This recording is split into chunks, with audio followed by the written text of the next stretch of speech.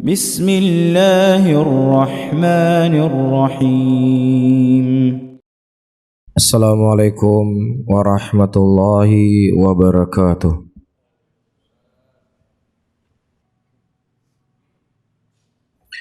إن الحمد لله نحمده تعالى ونستعينه ونستغفره ونعوذ بالله من شرور أنفسنا ومن سيئات أعمالنا. من يهد الله فلا مضل له ومن يضلله فلا هادي له. أشهد أن لا إله إلا الله وحده لا شريك له إقرارا به وتوحيدا. وأصلي وأسلم على نبينا الكريم محمد وعلى آله وأصحابه ومن تبعهم بإحسان إلى يوم الدين. يقول الله تعالى في كتابه الكريم: يا أيها الذين آمنوا اتقوا الله حق تقاته ولا تموتن إلا وأنتم مسلمون. يا أيها الناس اتقوا ربكم الذي خلقكم من نفس واحدة وخلق منها زوجها وبث منهما رجالا كثيرا ونساء واتقوا الله الذي تساءلون به والأرحام إن الله كان عليكم رقيبا. يا أيها الذين آمنوا اتقوا الله وقولوا قولا سديدا يصلح لكم أعمالكم ويغفر لكم ذنوبكم ومن يطع الله ورسوله فقد فاز فوزا عظيما. فإن أصدق الحديث كتاب الله وخير الهدي هدي محمد صلى الله عليه وسلم وشر الأمور محدثاتها فإن كل محدثة بدعة وكل بدعة ضلالة وكل ضلالة في النار. أعاذنا الله وإياكم عن النار. Saudara-saudaraku kaum muslimin, jamaah Jumat yang dimuliakan oleh Allah Rabbul Alamin. Dunia adalah tempat ujian. Dunia adalah tempat di mana seseorang baik ataukah tidak baik kehidupan dia kepada akhirat kelak. Kebaikan yang Allah berikan hari ini dan juga kejelekan yang Allah berikan hari ini, itu semua adalah ujian untuk kita. Allah Rabbul Alamin menyebutkan di dalam ayatnya, wa nabluukum bisyarri wal khairi fitnah. Kami menguji kalian dengan kejelekan dan kami juga menguji kalian dengan kebaikan, dan itu merupakan sebagai ujian untuk kalian semuanya. Dan siapa di antara kita yang lulus dari ujian tersebut, maka surga menantinya. Namun kalau seandainya kita tidak sukses melewati ujian dan cobaan yang Allah Subhanahu wa taala berikan, maka tentunya tidak ada tempat bagi mereka kecuali nerakanya. Allah Subhanahu wa taala menyebutkan di dalam ayat Al-Qur'an, hasiban nas ayutraku ayyakulu amanna wa hum la yuftanun wa laqad fatanna alladhina min qablihim falya'lamanna Allahu alladhina sadaqu wa liya'lamanna al-kadhibin. Apakah manusia mereka menyangka mengucapkan kalimat keimanan begitu saja? Saya beriman kepada Allah, saya beriman kepada Rasul, saya sebagai seorang Muslim, saya sebagai pengikut Rasulullah sallallahu alaihi wasallam. Tidak. Allah akan menguji pengakuan kita tersebut. Allah akan coba pengakuan tersebut. Dan Allah yang Maha Tahu ini ingin melihat siapa di antara kita yang jujur dengan keimanannya, dan siapa pula di antara kita yang bohong dan dusta dengan ucapannya. Dan di antara ujian dan cobaan yang Allah Subhanahu wa taala berikan kepada kita para hadirin, sebuah hadis yang diriwayatkan oleh Al-Imam Abu Dawud dari hadis Muawiyah bin Abi Sufyan radhiyallahu taala anhu. Beliau mengkhabarkan, qama fina Rasulullah sallallahu alaihi wasallam, innahu man kana qablakum min ahlil kitab iftaraku ala 72 millah wa iftaraqa ummati ala 73 millah kulluhum finnar illa wahidah. Suatu hari Rasulullah sallallahu alaihi wasallam menyampaikan khutbah kepada kami. Ketahuilah oleh kalian sesungguhnya orang-orang sebelum kalian dari kalangan ahlul kitab, mereka terpecah menjadi 72 golongan. Dan kemudian umatku mereka terpecah menjadi 73 golongan. Dan semuanya diancam dengan neraka, kata Rasulullah sallallahu alaihi wasallam.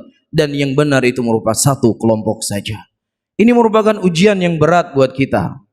Ini merupakan sesuatu yang kita harus berusaha untuk mencari mana jalan yang benar tersebut.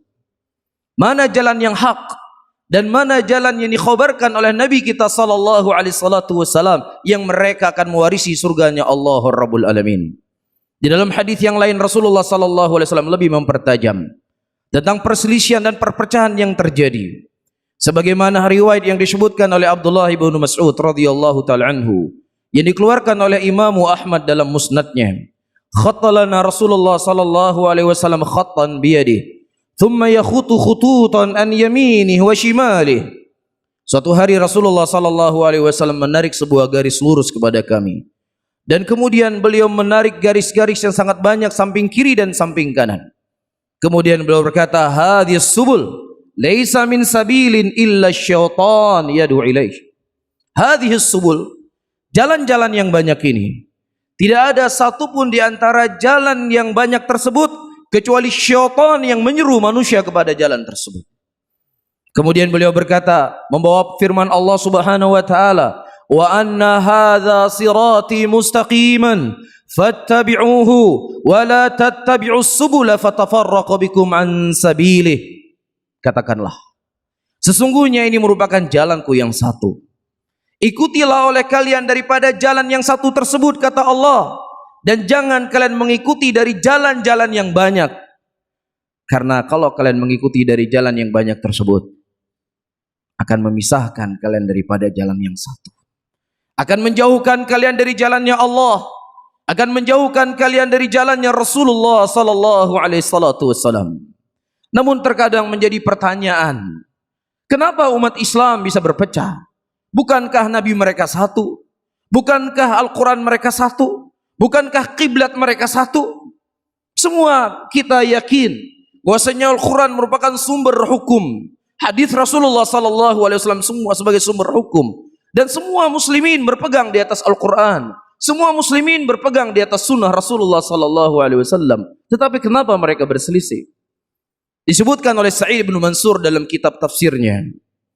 Beliau berkata, khaladata yaumin Umar bin Khattab radhiyallahu taala anhu yuhdithu nafsahu kaifa takhtalif hadhihi al-ummah nabi wa wahid wa qiblatuha wahidah wa kitabum wahidun. Suatu hari Umar bin Khattab radhiyallahu taala anhu bertanya pada diri beliau sendiri, kenapa umat ini bisa berselisih? Nabi mereka satu, kiblat mereka satu, kitab mereka satu. Apa yang ada di benak Umar bin Khattab radhiyallahu taala anhu ini juga menjadi pikiran kita hari ini. Ini menjadi sesuatu pertanyaan juga dalam benak kita. Kenapa umat Islam berpecah? Kemudian kata Abdullah ibnu Abbas radhiyallahu taala anhu, ya Amiral Mu'minin, unzila alaina al-Quran wa qara'nahu wa alimna mimma nuzil. Abdullah ibnu Abbas adalah sahabat yang mulia yang didoakan oleh Rasulullah sallallahu alaihi wasallam, Allahumma faqihu fid din wa alimu ta'wil. Ya Allah, cerdaskan dia dalam agama ini dan cerdaskan dia dalam menafsirkan Al-Qur'an.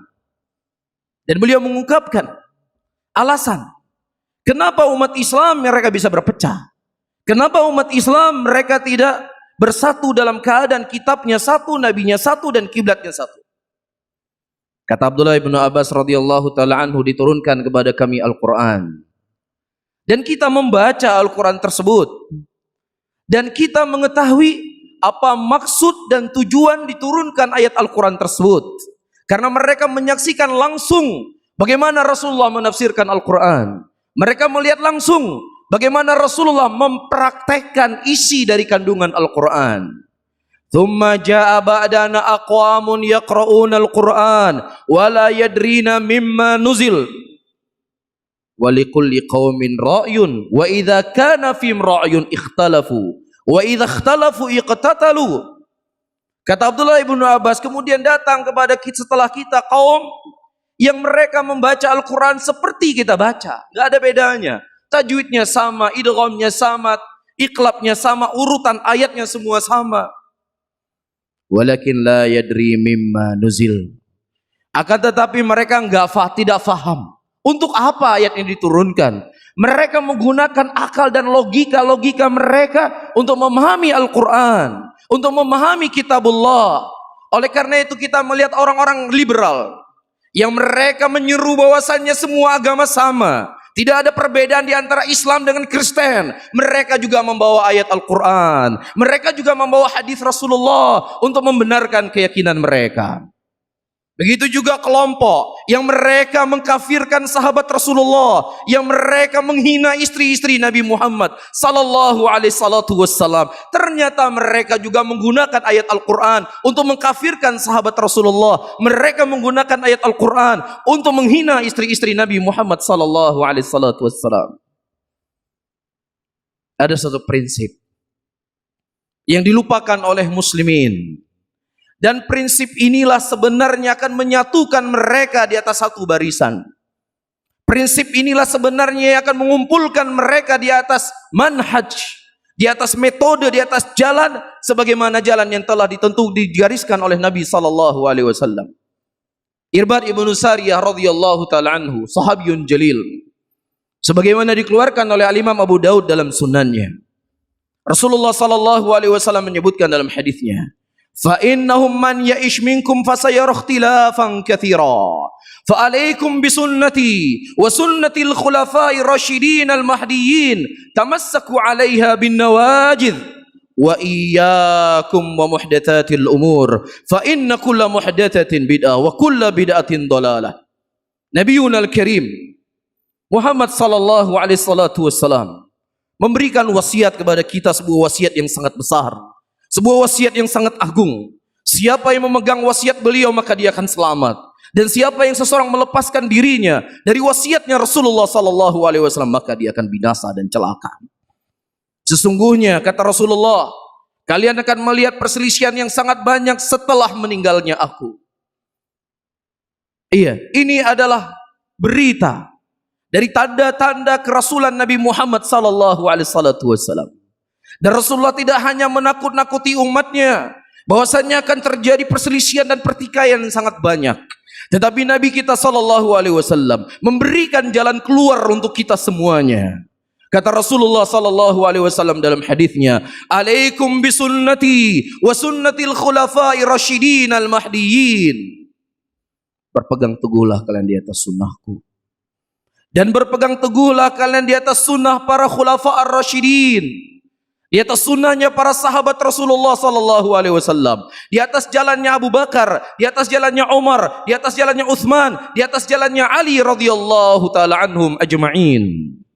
Dan hati-hati kalian dengan perkara-perkara yang baru, karena perkara-perkara yang baru itu akan mengarahkan kalian ke dalam nerakanya Allah Rabbul Alamin.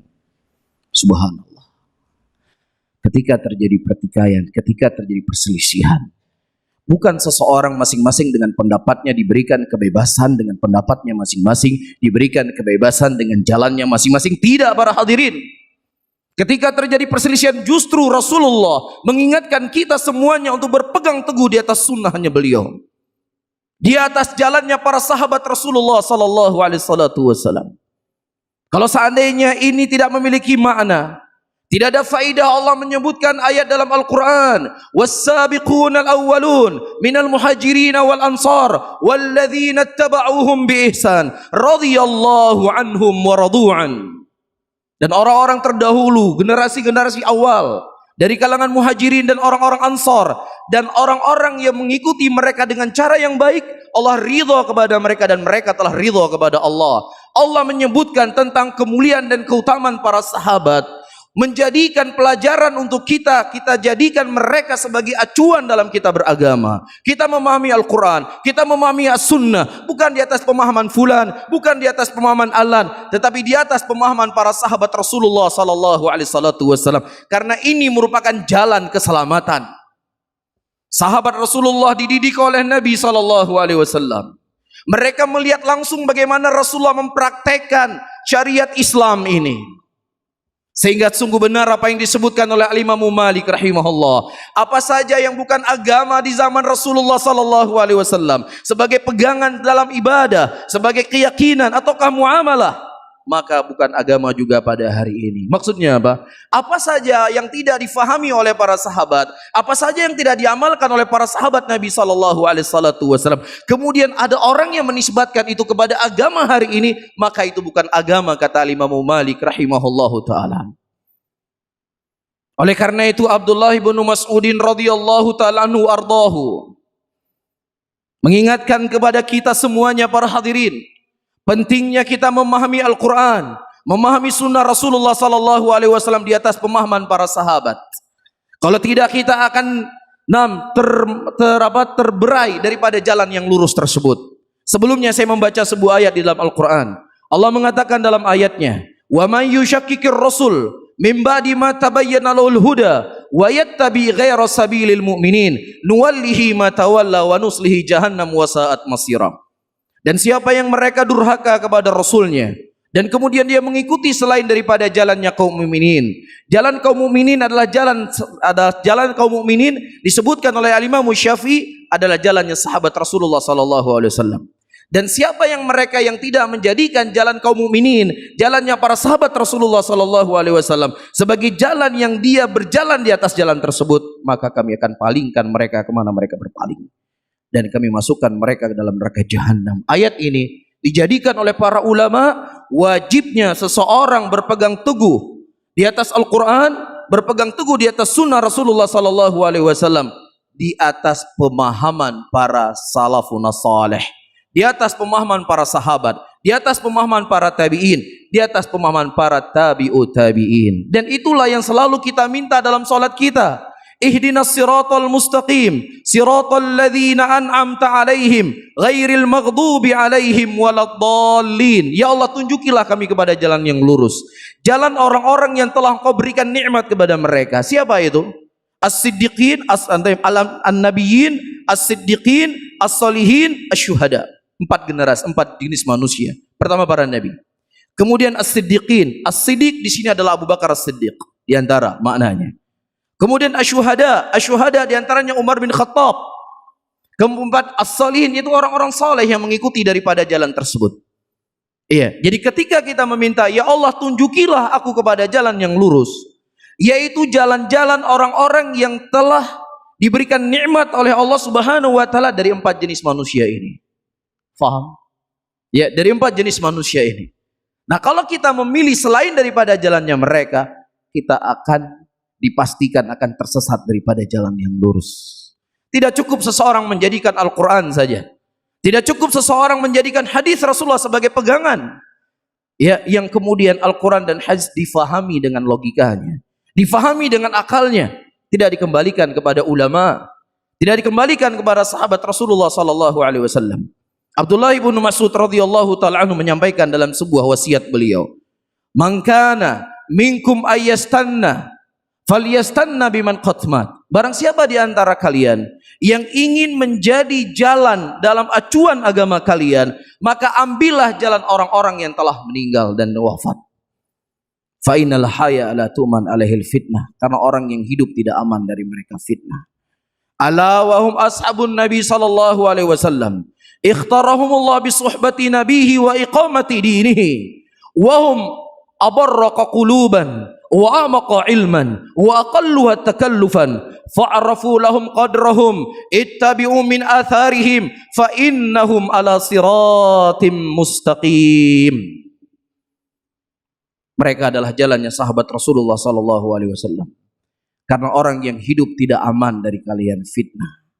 Orang yang hidup yang kita ikuti hari ini, dia hari ini bisa muslim, besok dia bisa kafir.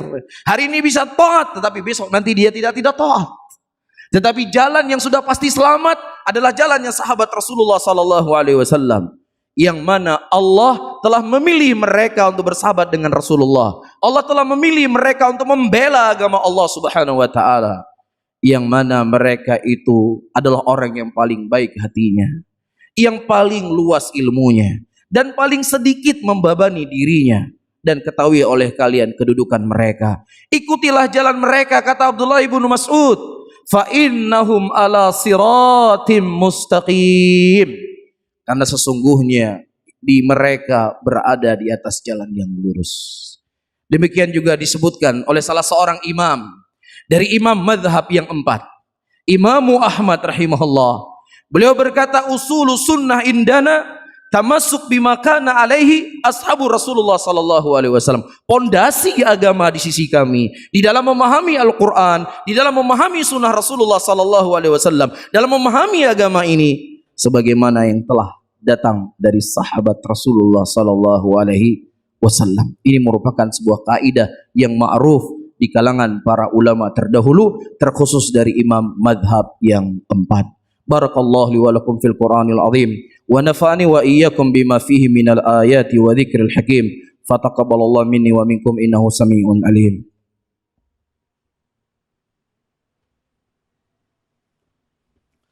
Alhamdulillah, alhamdulillah hamdan katsira thayyiban mubarakan fih, mubarakan alaih kama yuhibbu rabbuna wa yarda. Wa usalli wa usallim ala nabiyyina al-karim Muhammadin wa ala alihi wa ashabihi wa man tabi'ahum bi ihsanin ila yaumiddin.